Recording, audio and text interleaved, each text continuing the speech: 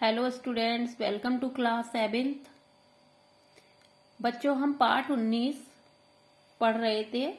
पाठ का नाम था दुख का अधिकार। ठीक है, तो जैसा कि आपने इस पाठ में पढ़ा कि एक जो गुड़िया है वो उसका पुत्र जो है मर चुका है। 23 साल का जो पुत्र है वो उसका मर चुका है। ठीक है, अब हम आगे की इसमें पढ़ते हैं कि क्या है आगे। ठीक है, चलिए।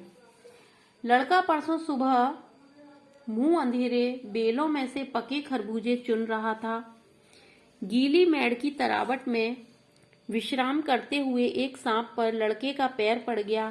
सांप ने लड़के को डस लिया। ठीक है, जो लड़का मरा था वो किस तरीके से मरा था? जब वो सुबह सुबह बेलों में से जो पके खरबूजे निकाल रहा था तो वहीं पर एक सांप जो है वो सो रहा था, तो एकदम से उसका पैर पड़ा और वो सांप ने उस लड़के को डस लिया। लड़के की बुढ़िया माँ बावली होकर ओझा को बुला लाई। झाड़ना फूंकना हुआ, नाग देव की पूजा हुई। पूजा के लिए दान दक्षिणा चाहिए। घर में जो कुछ आटा और अनाज था दान दक्षिणा में उठ गया। माँ, बहू और बच्चे भगवाना से लिपट लिपट कर रोए। भगवाना, उसके जो लड़का मर गया था उसका नाम था भगवाना। ठीक है, भगवाना से लिपट लिपट कर रोए, पर भगवाना जो एक दफे चुप हुआ तो फिर ना बोला। सर्प के विष ने उसका सारा बदन सर्प के विष से उसका सारा बदन नीला पड़ गया था। ठीक है, जो सांप अगर उसको खा गया था तो उसका जो पूरा शरीर है वो नीला पड़ गया और वो मर चुका था। जिंदा आदमी नंगा भी रह सकता है, परंतु मुर्दे को नंगा कैसे विदा किया जाए? उसके लिए तो बाजार की दुकान से नया कपड़ा लाना ही होगा, चाहे उसकी माँ के हाथों के छन्नी कंगना ही क्यों ना बिक जाए। मतलब माँ ने जो अपने हाथ में कुछ पहन रखा होगा, कंगन वगैरह, वो भी क्यों ना बिक जाए। लेकिन उसके लिए चाहे हमारे कितनी भी गरीब हालत हो, ठीक है, आदमी की, लेकिन उस मुर्दा अगर कोई घर में मर गया है तो उसके ऊपर तो कपड़ा दुकान से नया कपड़ा लाकर डालना ही पड़ता है, चाहे तुम्हारे पास पैसे हो या नहीं हो। भगवाना परलोक चला गया। घर में जो कुछ चना भूसी थे सो उसे विदा करने में चली गई। बाप नहीं रहा तो क्या, लड़के सुबह उठते ही भूख से बिलबिलाने लगे। मतलब जो भगवाना था उसके जो छोटे छोटे बच्चे थे, ठीक है, बच्चे इतने मासूम थे, इतने छोटे थे कि उन्हें नहीं पता था कि हमारा मतलब ऐसे उनके पापा खत्म हो गए हैं तो हमें रोना चाहिए या नहीं रोना चाहिए। उन्हें तो भूख लग रही थी, तो सुबह उठते से ही वो भूख से बिलबिलाने लगे। दादी ने उसे खाने के लिए खरबूजे दे दिए।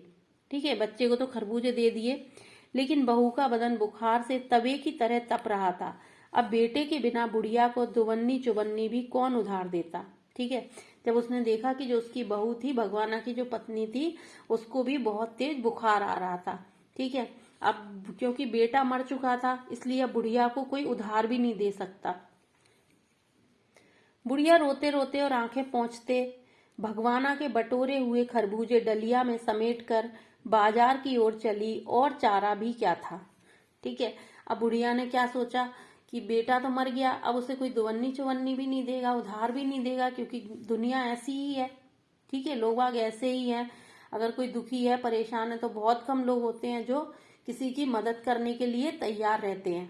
ठीक है, और अगर वो देख लेते हैं कि इसके घर में ऐसी स्थिति है कि मतलब अगर हम उधार भी देंगे तो हमें नहीं मिलेगा, तो और लोग मुंह छिपा लेते हैं। और जब किसी के ऊपर, ये बात बिल्कुल सही है, अगर किसी के ऊपर मुसीबत आती है, परेशानी आती है, तो बहुत ऐसे कम लोग होते हैं जो उसका साथ देते हैं, नहीं तो उससे मुंह छुपा के चले जाते हैं। ठीक है, बुढ़िया खरबूजे बेचने का साहस करके आई थी, परंतु सिर पर चादर लपेटे, सिर घुटनों पर टिकाए हुए फफक फफक कर रो रही थी। ठीक है, तो अब बुढ़िया ने सोचा कि अब मेरे को तो कोई उधार तो देगा नहीं, तो अब मैं क्या करूं, बेटा भी मर गया।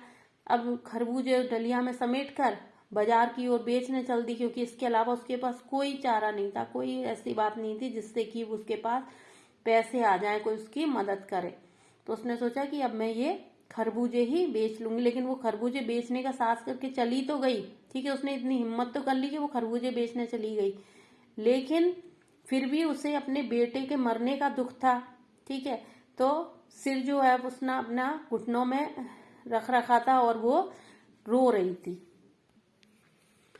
कल जिसका बेटा चल बसा, आज वह बाजार में सौदा बेचने चलिए, हाय रे पत्थर दिल।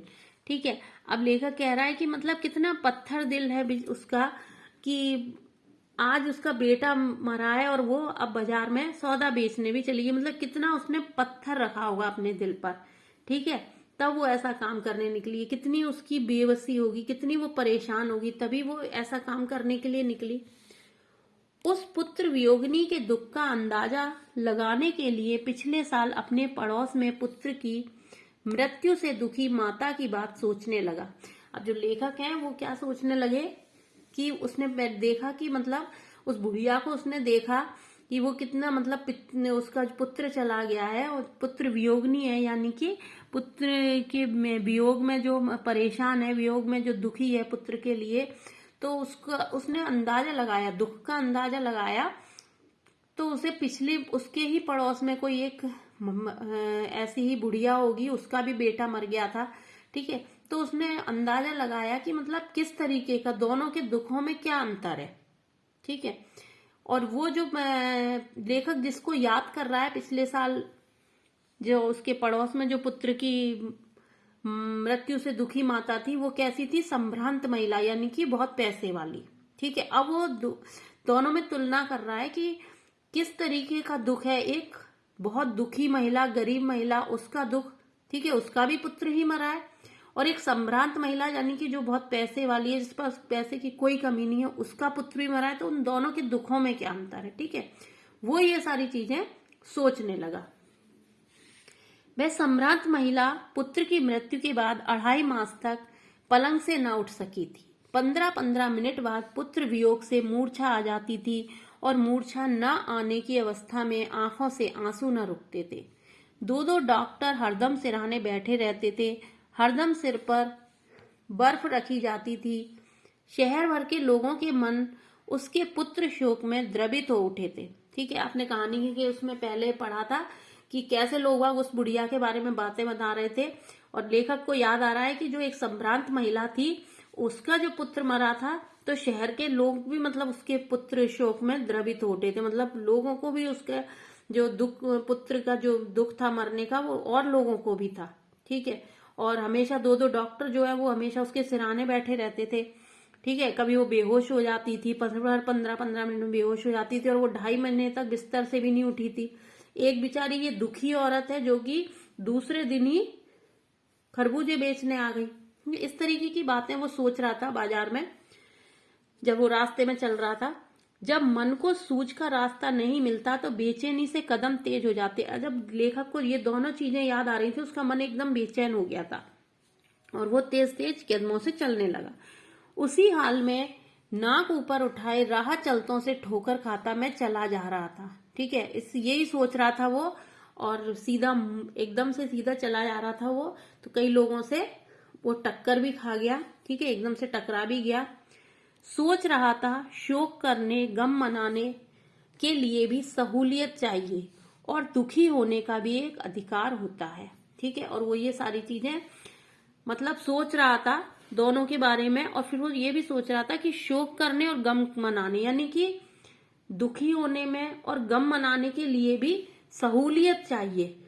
ठीक है, क्योंकि दुखी होने का भी एक अधिकार होता है, यानी कि दुख का अधिकार। ये कहानी लेखक ने इसीलिए लिखी है कि जो पैसे वाले लोग होते हैं, जो बड़े लोग होते हैं, जिनके पास सारी सहूलियत होती है, ठीक है, तो अगर उनके ऊपर कोई दुख पड़ता है तो वो दुख को भी बहुत अच्छे ढंग से मनाते हैं। ठीक है, लेकिन एक जो गरीब आदमी है बेचारा, जो रोज कमाता है, रोज खाता है, उसके यहाँ अगर इस तरीके की घटना हो जाती है, कोई मर जाता है, तो वो बेचारा अपने दुख को भी ढंग से नहीं मना सकता, दुखी भी नहीं हो सकता है ढंग से। ठीक है, एक तो लोग बाग उसके बारे में बातें मनाते रहते हैं, और वो बेचारा खुद ही इतना परेशान रहता है, तो वो दुख भी अपने तरीके से नहीं मना सकता।